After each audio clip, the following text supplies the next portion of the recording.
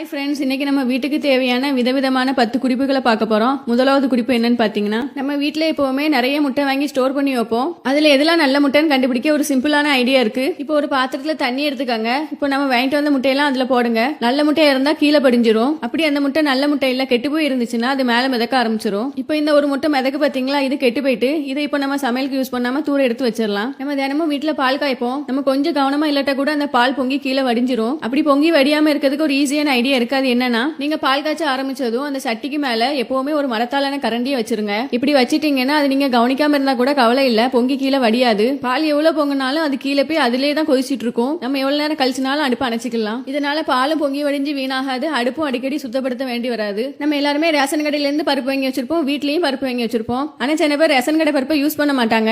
அதனால நீங்க அதிகமான பருப்பு கடையில இருந்து வாங்க வேண்டியது இருக்கும். இதனால நிறைய பணம் செலவாகும். இதை தவிர்க்கிறதுக்கு நீங்க என்ன பண்ணலாம்னா, ரேஷன் கடை பருப்பையும் கடையில வாங்கிட்டு வந்த பருப்பையும் ஒன்னா மிக்ஸ் பண்ணி வச்சிட்டீங்கன்னா இதுல சாம்பார் வச்சு பாருங்க. சாம்பார் ரொம்ப டேஸ்டா இருக்கும், கொஞ்சம் திக்காவும் இருக்கும். இப்படி பண்றதுனால நம்மளுக்கு பருப்பும் நிறைய நாள் போகும், காசும் மிச்சமாகும். இப்போ நம்ம வீட்டுல காஃபி தூள் இங்க வச்சிருப்போம். அது முதல்ல நல்ல பவுடரா தான் இருக்கும். கொஞ்ச நாள் யூஸ் பண்ண அது கொஞ்சம் கட்டி விழ ஆரம்பிச்சிடும். சோ இந்த மாதிரி நேரத்துல நீங்க அதுல ஒரு டிஷ்யூ பேப்பரை மடக்கி போட்டு வச்சீங்கன்னா கட்டியே விழாம ரொம்ப நாளைக்கு இருக்கும். இப்போ பாத்தீங்கன்னா குக்கரோட கைப்பிடி பல வருடங்கள் யூஸ் பண்ண நம்மளுக்கு லூஸ் ஆயிரும். அதை நம்ம எவ்வளவுதான் டைட் பண்ணாலும் உடனே அது லூஸ் ஆயிட்டு தான் இருக்கும். அப்படி லூஸ் ஆகாம இருக்கிறதுக்கு ஒரு சிம்பிளான டிப் இருக்கு. அது என்னன்னு பாத்தீங்கன்னா, இப்படி ஸ்க்ரூல ஒரு நெயில் பாலிஷ் வாங்கி தடையும் மாட்டி வச்சிட்டோம்னா அது எத்தனை நாள் ஆனாலும் அப்படியே இருக்கும், ரொம்ப நாளைக்கு டைட்டாவும் இருக்கும். இப்படி ஒரு தடவை மாட்டி பாருங்க, அப்புறம் புதுசா வாங்கிட்டு வந்த மாதிரி டைட்டா சிக்குன்னு இருக்கும்.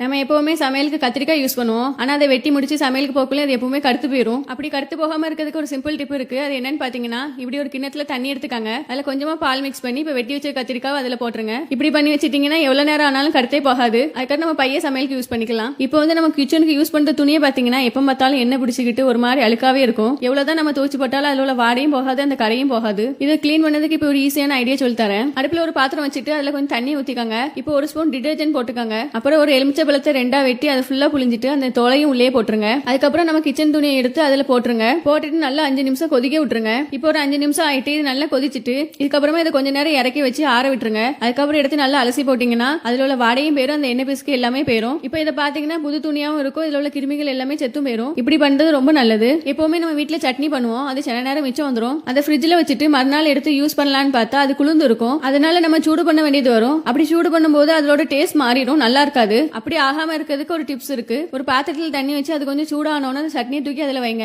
இப்படி பண்ணும்போது சட்னி கொஞ்சம் சூடாயிரும். இப்படி பண்ணி கொடுத்தீங்கன்னா சட்னியோட டேஸ்ட் மாறாம அப்படியே இருக்கும், புதுசா அடைச்ச மாதிரியே இருக்கும். நம்ம வத்தல் வாங்கி ஸ்டோர் பண்ணி வச்சிருப்போம். அது இந்த மாதிரி மழை நேரத்துல பாத்தீங்கன்னா பூசண முத்து ஒம்பா போயிடும். அதுக்கப்புறமா அதை நம்ம சமையலுக்கு யூஸ் பண்ண முடியாது. சோ வத்தல் எப்படி ஸ்டோர் பண்ணலாங்கிறத பார்க்கலாம். இப்போ நீங்க நிறைய வத்தல் வாங்கிட்டீங்கன்னா அது அடுப்புல சட்டி வச்சு கொஞ்சம் நல்லா வறுத்துக்காங்க. இப்போ வறுக்கும் போது ஒரு நெடி வரும், அது வராம இருக்க கொஞ்சம் கல்லுப்பு போட்டு வருங்க. இப்படி வறுத்ததுக்கு அப்புறமா நீங்க ஒரு டப்பால போட்டு வச்சீங்கன்னா அது எவ்வளவு நாள் ஆனாலும் கெட்டு போகாம இருக்கும், பூசண முக்காமலையும் இருக்கும். நீங்க வெள்ளைப்பூடு உரிக்கும் போதெல்லாம் அதோட தொலியை வீணாக்காம ஒரு டப்பால போட்டு ஸ்டோர் பண்ணி வைங்க. அதுக்கப்புறம் அது நிறைய ஆனதுக்கு அப்புறம் இப்படி ஒரு காட்டன் துணியில போட்டு ஒரு மூட்டை மாதிரி கட்டிக்காங்க. இதுக்கப்புறம் இதை நீங்க தலையில வச்சு தூங்குனீங்கன்னா உங்க தலையில உள்ள நீரெல்லாம் எடுத்துரும், தலைவலி வராது. அது மட்டும் இல்ல, இப்ப அடுப்புல தோசைகள்ல வச்சு இந்த பொட்டலத்தை வச்சு சூடாகிட்டு நம்ம உடம்புல வலி உள்ள இடத்துல எல்லாம் இதை வச்சு ஒத்தனம் கொடுத்தீங்கன்னா வலி குறைய ஆரம்பிச்சிடும். எப்பவுமே வெள்ளைப்பூடு தொலியை வீணாக்காதீங்க. இது ஒரு நல்ல ஆயுர்வேதிக் மருந்து. இதை கண்டிப்பா ட்ரை பண்ணி பாருங்க. நம்ம வீட்டுல நிறைய மாத்திரை மருந்துலாம் வாங்குவோம். அப்படி வாங்கும்போது அதுல உள்ள எழுத்து, எக்ஸ்பைரி டேட் இதெல்லாம் படிக்கணும்னு பார்த்தா அதுல ரொம்ப எழுத்துலாம் ரொம்ப சின்னதா இருக்கும். இது படிக்க முடியாம நிறைய பேர் கஷ்டப்படுவீங்க. அதுக்கு ஒரு ஈஸி ஐடியா இருக்கு. இப்போ நம்ம எல்லாத்தையுமே ஒரு ஸ்மார்ட் போன் இருக்கு,